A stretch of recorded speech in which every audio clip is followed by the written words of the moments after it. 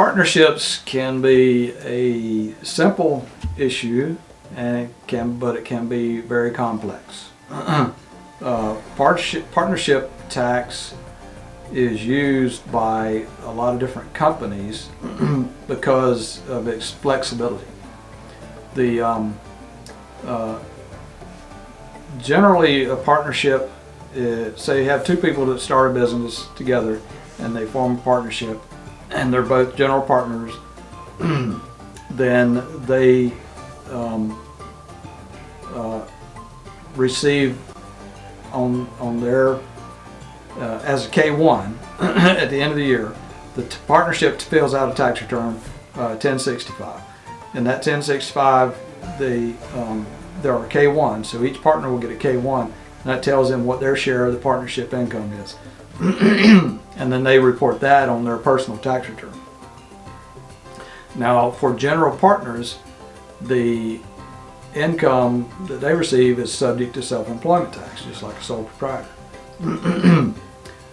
If you're not a general partner, so you're a limited partner, then the income that you get from your partnership is not subject to self-employment tax. So some partnerships, like oil and gas leases and things like that, they form partnerships.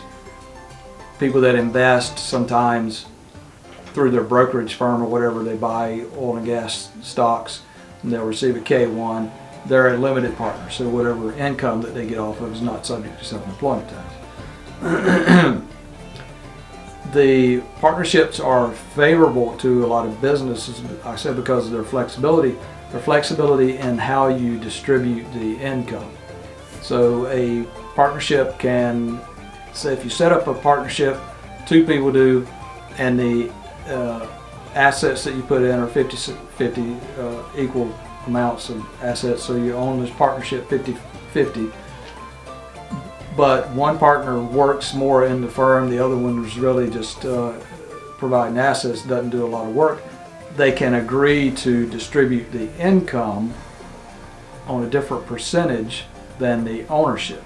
So they can agree to distribute the income, say 60-40 or 70-30, as opposed to the ownership, which is 50-50.